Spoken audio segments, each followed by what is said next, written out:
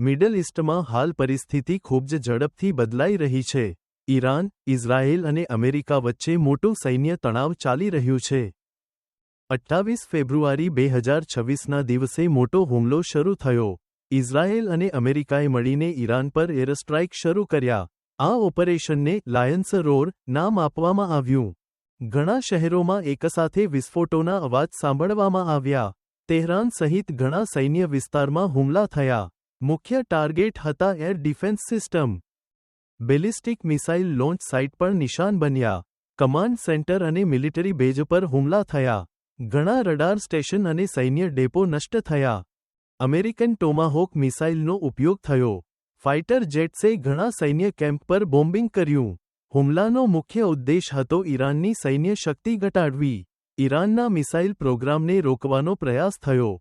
પરંતુ થોડા કલાકોમાં જ ઈરાનનો જવાબ આવ્યો. ઈરાને મિસાઇલ અને ડ્રોન હુમલા શરૂ કર્યા.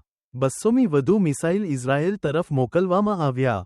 ઘણા ડ્રોન પણ હવામાં છોડવામાં આવ્યા. કેટલાક હુમલા અમેરિકન મિલિટરી બેઝ પર થયા. મિડલ ઇસ્ટના ઘણા દેશોમાં એલર્ટ જાહેર કરવામાં આવ્યું. ઇઝરાયેલે પોતાના એર ડિફેન્સ સિસ્ટમ સક્રિય કર્યા. આયર્ન ડોમ અને અન્ય સિસ્ટમ મિસાઇલ અટકાવવા માટે વપરાયા. સમુદ્રમાં પણ તણાવ વધી ગયો. અમેરિકન નેવીના ઘણા યુદ્ધ જહાજ તૈનાત થયા. એરક્રાફ્ટ કેરિયર અને સબમરીન પણ મોકલવામાં આવ્યા. ગલ્ફ વિસ્તારમાં સૈન્ય પેટ્રોલિંગ વધારાયું. હોર્મુઝ જળમાર્ગ પર પણ તણાવ જોવા મળ્યો. આ જળમાર્ગથી વિશ્વનો મોટો તેલ વેપાર પસાર થાય છે. જો અહીં સંઘર્ષ વધે તો વૈશ્વિક અર્થતંત્ર અસર પામે.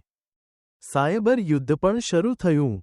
કેટલાક રિપોર્ટ મુજબ કમાન્ડ નેટવર્ક હેક થયા. સંચાર સિસ્ટમમાં વિક્ષેપ આવ્યો. વિશ્વના ઘણા દેશોએ શાંતિ માટે અપીલ